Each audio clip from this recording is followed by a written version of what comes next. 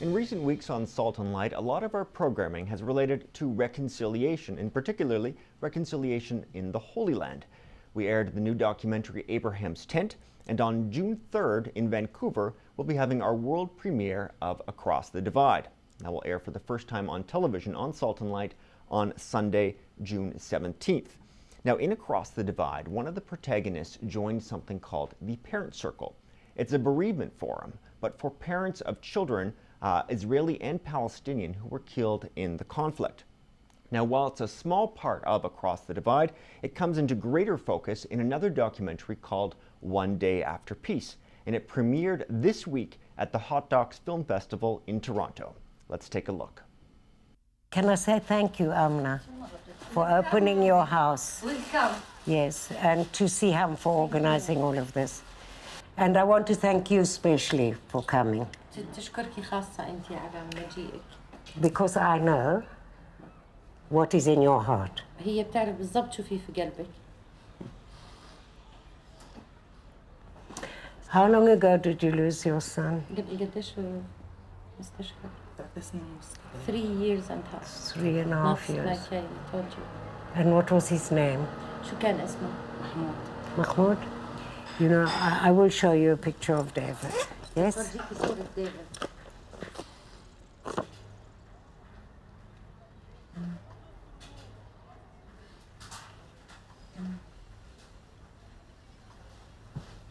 So for why? Hello. Haram. Hello.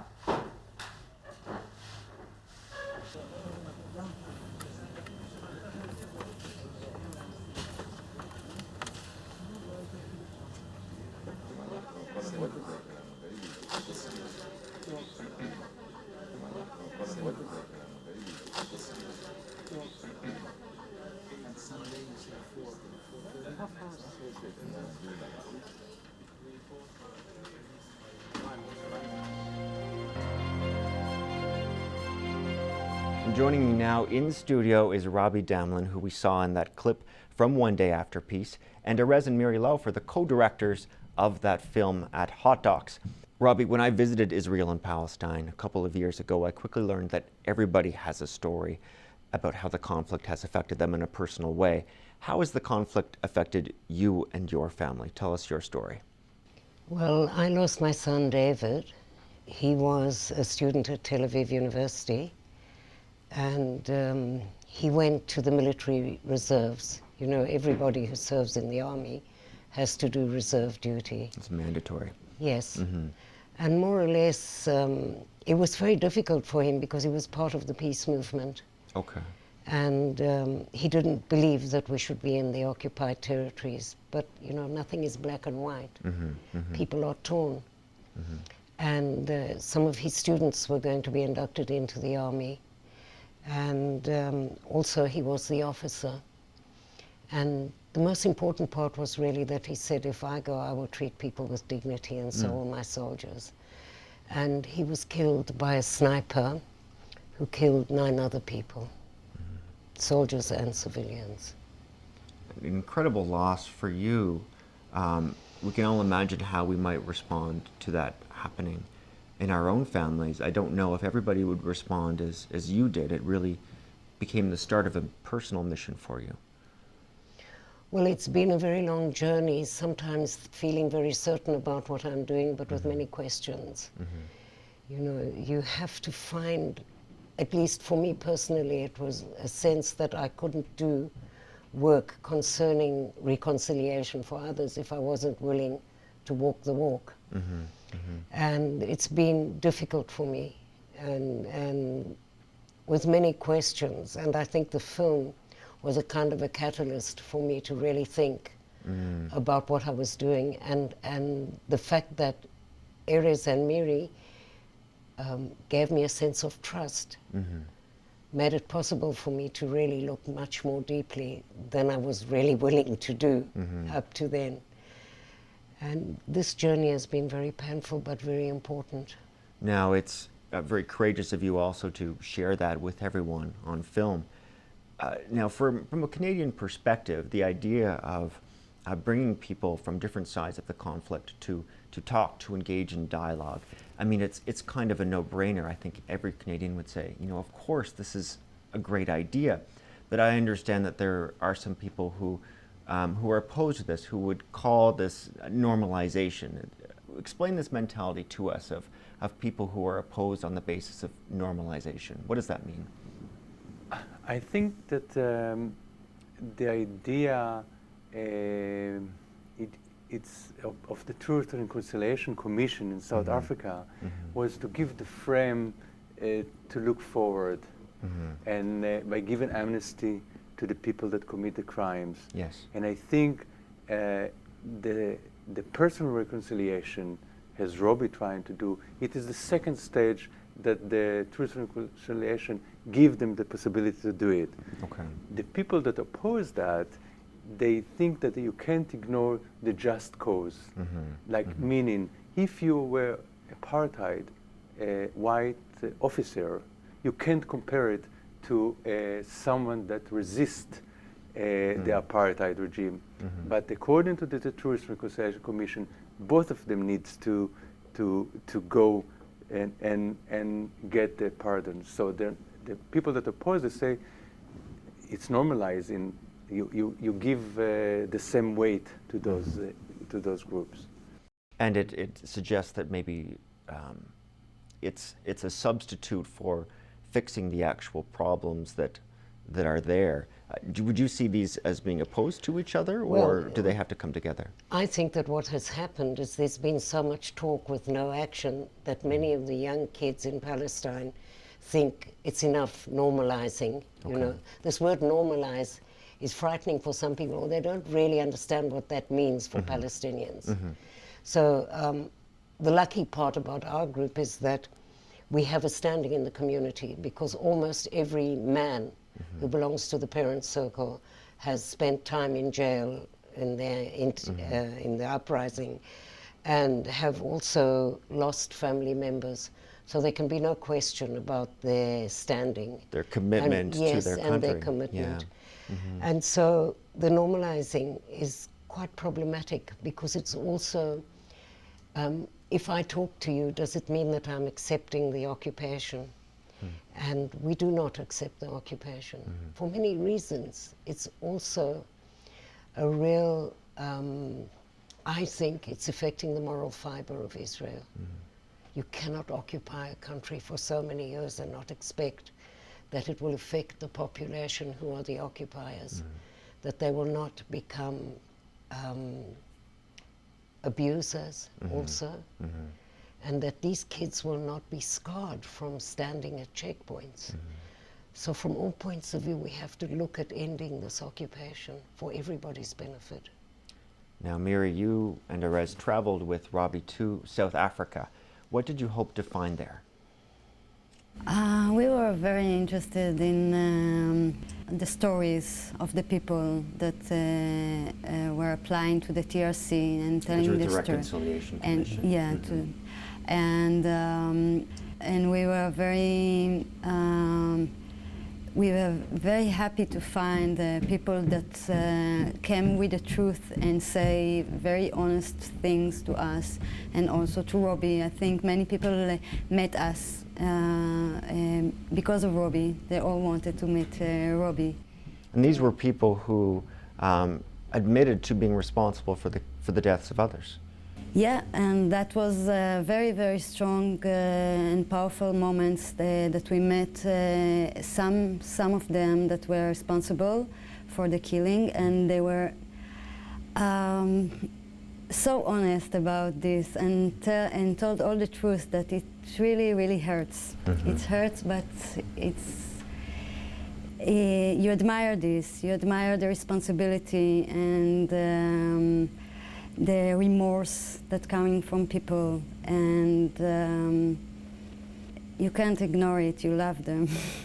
In a moment, we're going to show you another clip from One Day After Peace. A government minister from the apartheid regime in South Africa is trying to make amends for what he did. Let us know your perspective. Email us at perspectives@saltandlighttv.org or reach us by mail. Perspectives at Salt and Light Television, 114 Richmond Street East, Toronto, Ontario, M5C 1P1. Or call us toll-free at 1-888-302-7181.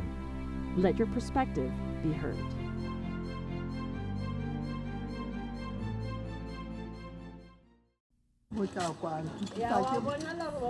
What is your name? Susan. Susan. Yeah. Why am I not helping you? Huh? Why am I not bringing food to you? Yeah. The flock. Yeah, man. And no? And no?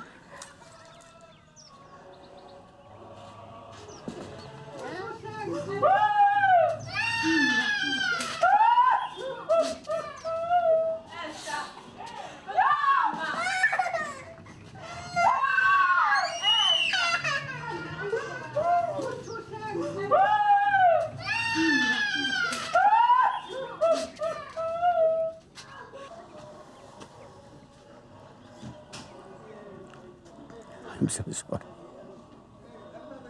I'm so sorry. What is your son's name? Elliot. Elliot. I was not responsible directly for the death of your children, but I was the minister. And I take the responsibility for what the police and some of the Defense Force people did to your children. Please forgive me what happened to your son, your family.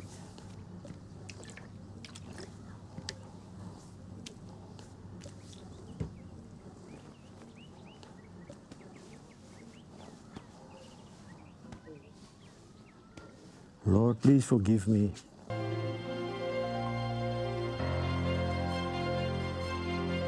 We're back with Robi Damelin from the Parent Circle Families Forum and Erez and Miri Laufer from the co-directors of One Day After Peace.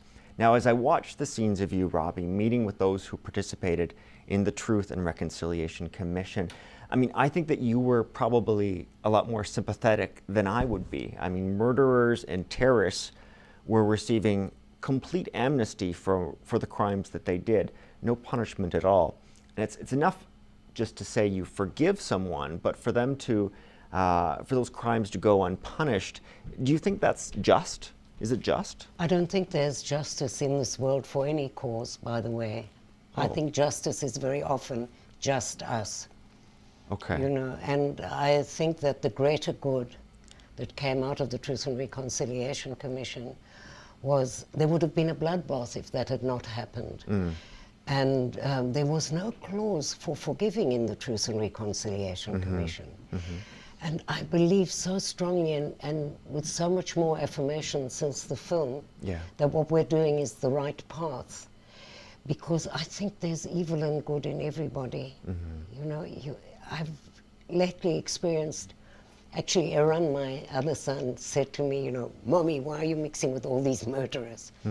But you discover the humanity. If you look at Lachlapo in the scene, who had been responsible for the death of many people, of how he says, you gave me back my humanity to the woman who forgave him. How much deeper than that can you actually go? And you know, forgiving for me is almost understanding why. It doesn't have a definition. It's very hard to define what forgiving is. I've asked many people, and actually the woman who spoke to me the most was the South African mother. And I believe whose that daughter all was mothers, killed. Yes. And she said forgiving is giving up your just right to revenge. And for me, that is the most significant sentence that I heard. And I hope that I will find that I'm really honest. Now, Erez, it seems contrary to other models of reconciliation. I mean, we do have our own Truth and Reconciliation Commission in Canada dealing with abuses to First Nations people in particularly the residential school systems. But most kinds of reconciliation seems to stress official apologies and monetary compensation. Do you think that these two models are opposed, or can they work together? I think that the TRC in South Africa has two stages. Okay. I think it was a great thing and they thought so also, even without any remorse and forgiving. Because the state decide to forgive and to give the amnesty. And I heard mothers saying that I don't want to forgive the killer of my son, but I'm glad that the state decided to do that. So this formation is let the nation move forward. But what they found out that it gives the structure to people to connect on a personal level and also to forgive and to show remorse. But for me, from a political point of view, even if there was no remorse and forgiveness, it's still the right things to do because we have to move forward. We can't just dwell on the past and not. And then to move forward, it means to give up about justice a little bit, about the just cause and about justice, to give up about this and then to look forward and to see how can we cross this. Now you're obviously thinking about this in terms of the Israeli-Palestinian conflict. So do you think that in the foreseeable future there could be something like a Truth and Reconciliation Commission there? As I know that people will raise their eyebrow, but I think yes. Really? And I tell you why I think. I think for the same reason they had it in South Africa. First, from a practical reason. We also heard the South African Supreme Court judge saying it was a dirty deal because it let off the hook the one that made the crime. But this is just the first stage. So I think also in Israel and Palestine they will need it because in some point they need to avoid an international lawsuit. Because because there is international law that if there is a process in your country, you can be sued in another country. So Israeli or Palestinians want to avoid a lawsuit. So for a practical reason, they will have to have the form.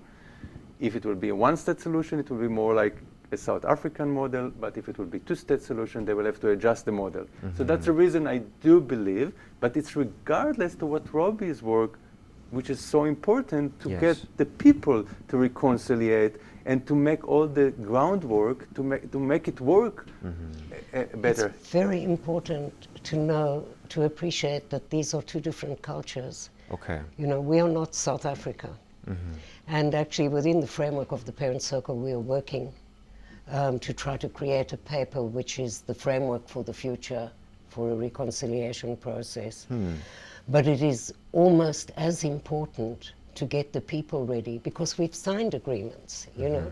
We've stood on the White House lawn, we've hugged each other, and the people were never involved. And that is why it's so important to do this work, and it is so important for the people who were the victims of the circumstance to be able to come and tell their story because they want the world to know.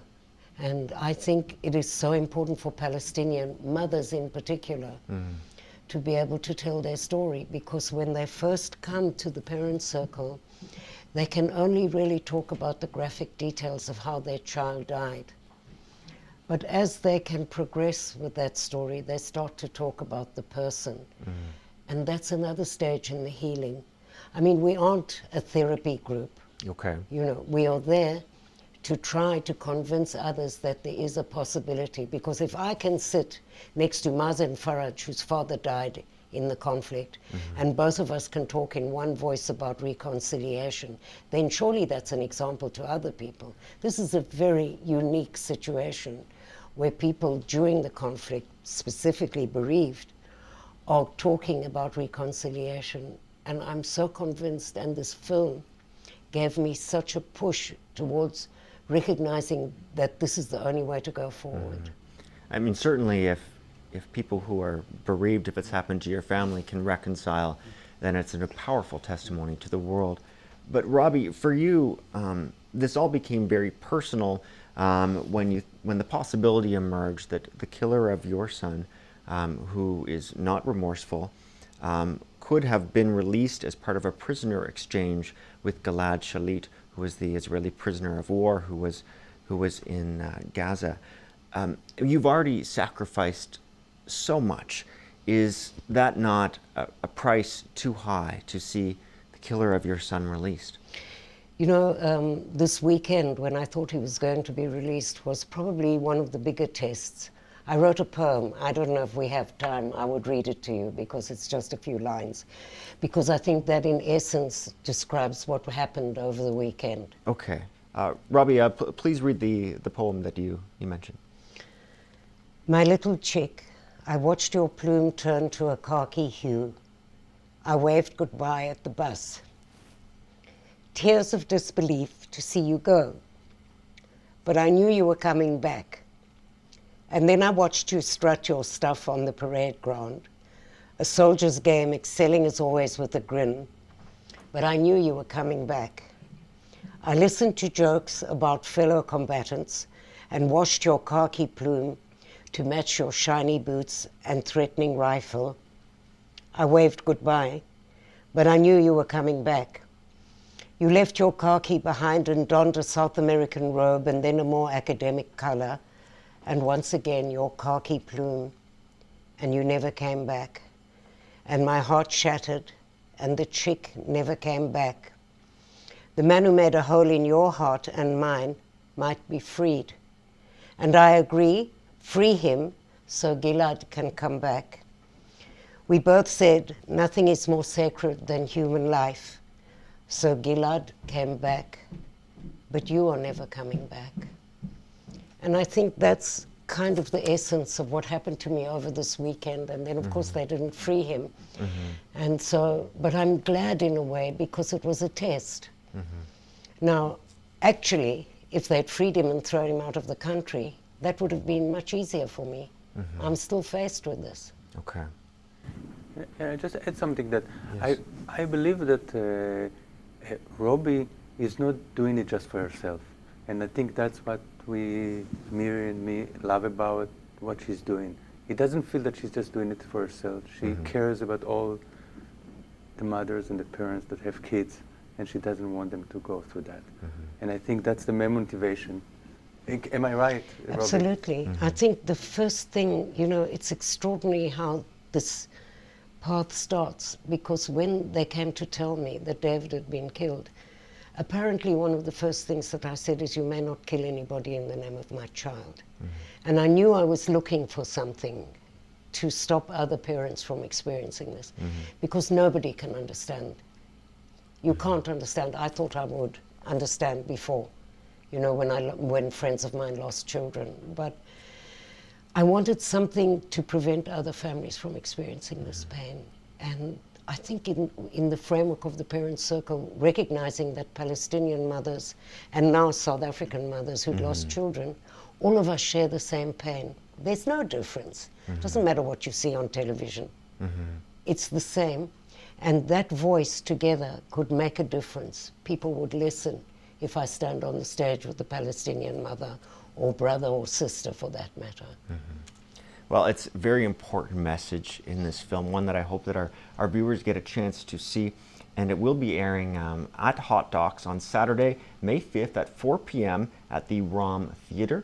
And to find out more information about where people will be able to watch it in the future, you can go to the website onedayafterpeace.com. Thanks very much for joining us, Thank Robi you. Damelin, Thank you so much. Erez and Miri. Thank you. Now, the conversation, of course, continues on Facebook. You can go to our Facebook page.